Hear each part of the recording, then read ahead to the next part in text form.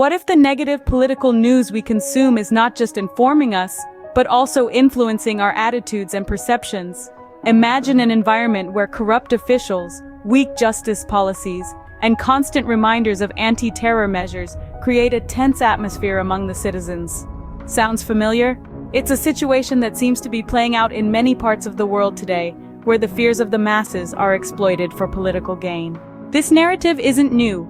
It's a tale as old as time, but it's been given a fresh lease on life by the current state of global politics. This divide and conquer strategy potentially leads to an escalation between different groups of people, fueling a constant state of unrest. For instance, the riots in France were seen by some as a precursor to a larger conflict. Signs of societal hardening are noticeable in many countries, and these are often deliberately stoked by the mass media. While the well-intentioned reports of these riots are received and shown as news, they are also a useful tool of propaganda. These images not only inform us but also inspire certain groups that thrive on such scenes, glorifying violence. Their struggle against governments is currently perceived as a result of a declining economy, which is indeed a part of the problem. However, there's a deeper underlying issue that is more significant to them than their current living conditions. Years of neglect and denial of immigrant issues have led to a hatred for everything Western.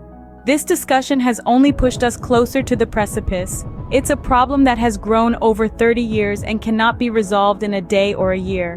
But it can be addressed with a new way of thinking. Consider the city of Arnhem, which has started a pilot program to legally grow cannabis with the help of social workplaces. This initiative could be a solution to some of the problems faced by our rapidly changing society. It was a plan that could have been implemented in Hertogenbosch if Peter had been elected mayor. Imagine starting a plantation in Gemment, an area that has long been deemed fit for agriculture by politicians. Pair it with the construction of an airfield by gliders, a project that research shows wouldn't harm the environment. The airfield could be built next to the plantation, with the gliders also serving to monitor the crops from the air. The cultivated cannabis could generate additional revenue for the city, which could then be used to support households in underprivileged neighborhoods. This could eliminate the need for illegal plantations and the associated issues like electricity theft and related criminal activities.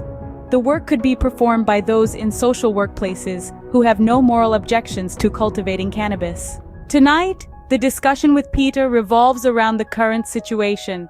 The question is whether the riots in France could have repercussions in a country like the Netherlands, and whether this could be linked to the arrest of 2 alleged terrorists. To conclude, the negative political news we consume doesn't just inform us, it influences our attitudes, fuels divisions, and can lead to societal unrest. But amidst the chaos, innovative solutions like the one in Arnhem can offer a glimmer of hope, showing us that a new way of thinking can indeed help navigate through these challenging times.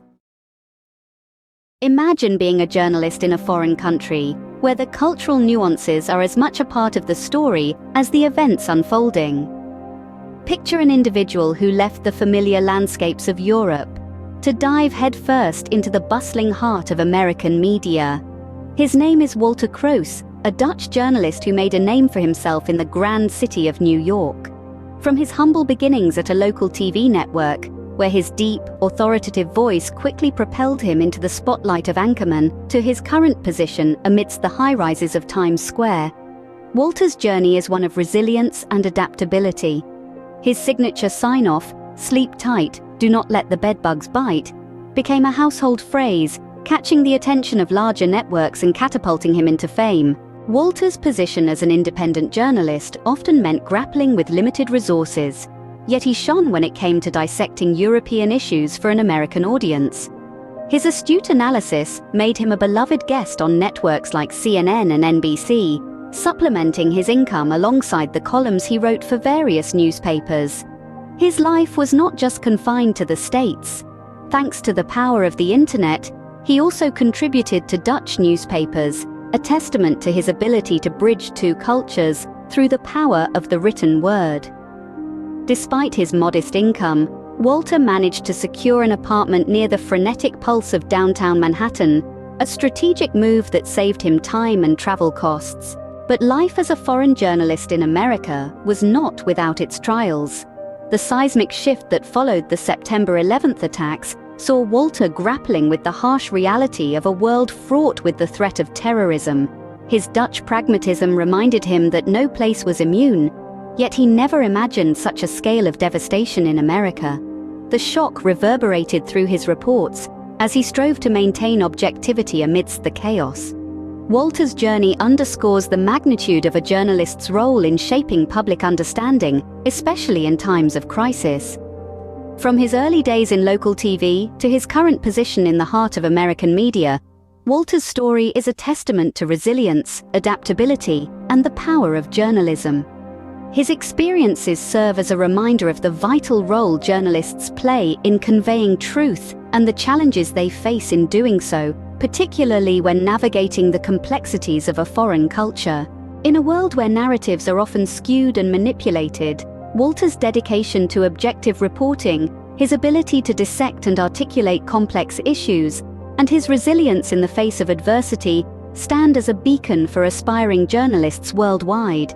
His journey from a small-town journalist in Europe to a respected figure in American media is a testament to the transformative power of journalism and the potential it holds to bridge cultural divides and foster understanding. So, as we delve into the life and career of Walter Kroes, we not only explore the personal journey of a single journalist, but also the broader implications of reporting from a foreign land, the challenges that come with it, and the profound impact it can have on a global audience. Walter's phone had been ringing off the hook, a relentless torrent of calls that were impossible to ignore. As a New Yorker, he found himself in the eye of a storm, tasked with the challenge of reporting objectively on the calamitous events that had shaken their city to its very core. Some of his colleagues were quick to label it an unparalleled event, but Walter knew better. His mind wandered back to the days of the IRA in London, where such incidents were an unfortunate part of daily life. Yes, the scale of this particular attack was immense, but he knew that the emotional impact on the populace was no different than a similar incident in Madrid or Bali. Walter was also aware of the hunt for a scapegoat, a target to bear the brunt of America's foreign policy in the East. Iraq, Iran, North Korea, these nations were soon painted as the axis of evil, with President Bush vowing to deal with them. Under the guise of impending threats, several laws were passed that significantly curtailed the freedoms of the American populace, as well as visitors to this once welcoming and democratic nation. As a journalist, Walter found himself pondering the concept of freedom of speech. How long would it last under these conditions? On the bright side, Walter did appreciate the increased police presence on the streets, which had led to a noticeable decrease in crime rates. Progress, he thought, was being made in that regard. Meanwhile, Frank found himself in conversation with Jenneke Weitwiesen, a 22-year-old correspondent for a prominent German newspaper. Jenneke was the daughter of a childhood friend. Frank had spent numerous vacations in the little village of Bokel, near Bremen, where Jenneke's family resided. The village, devoid of shops and with cigarettes available only from vending machines, was a quaint, peaceful place, a stark contrast to the city life Frank was accustomed to. Over the years, Jenneke had evolved into a modern, forward-thinking woman, her sharp debating skills a testament to her tenacious character, a trait she shared with her father. Frank admired this quality in his friend, and it had been the cornerstone of their long-standing friendship.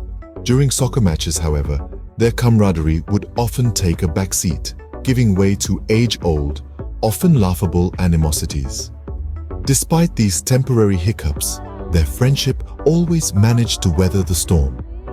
Frank believed that the Germans bore their losses with pride, a statement he only made when the Dutch team outperformed.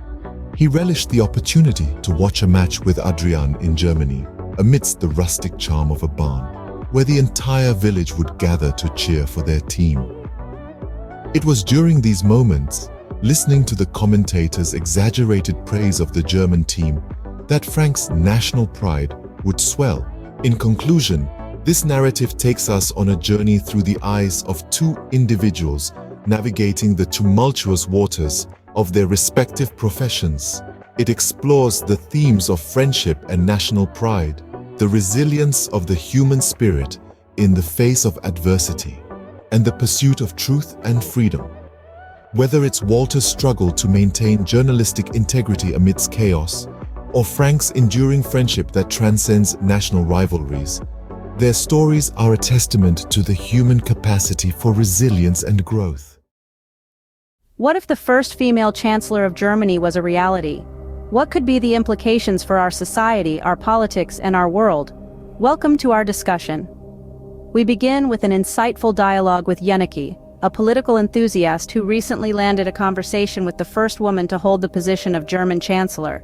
Jenneke, what does this historical appointment mean for Germany and the world at large? Jenneke, a female chancellor is a symbol of progress, but it's more than just symbolism. It's about diverse perspectives and fresh approaches in leadership. I believe this could lead to more balanced decision-making and a more inclusive society. Interesting. Now let's pivot to the topic of terrorism prevention. Jenneke, is Germany familiar with the Dutch approach to counterterrorism, and is there any level of collaboration in this regard? Jenneke, indeed, international collaboration is essential in combating terrorism. The Dutch approach, which focuses on prevention and de-radicalization, is gaining traction. There are ongoing dialogues and information exchanges between the two countries. In the second half of our conversation, we're joined by David Vasari, a London-based scientist engrossed in the development of a new theory, string theory. David, could you explain the concept of string theory and how it connects to the concept of multiple dimensions? David. Sure, in simple terms, string theory suggests that the fundamental elements of the universe are not particles but strings. These strings vibrate in multiple dimensions, not just the 3 dimensions of space and one of time that we're familiar with. Understanding this could radically change our perception of reality. Quite intriguing. Now, David, how does this theory fit into our daily lives? David. Well, consider a piece of music. It's a sequence of notes, which one could liken to the vibrations of strings. Each note, each vibration, creates a unique dimension of interpretation and experience for the listener.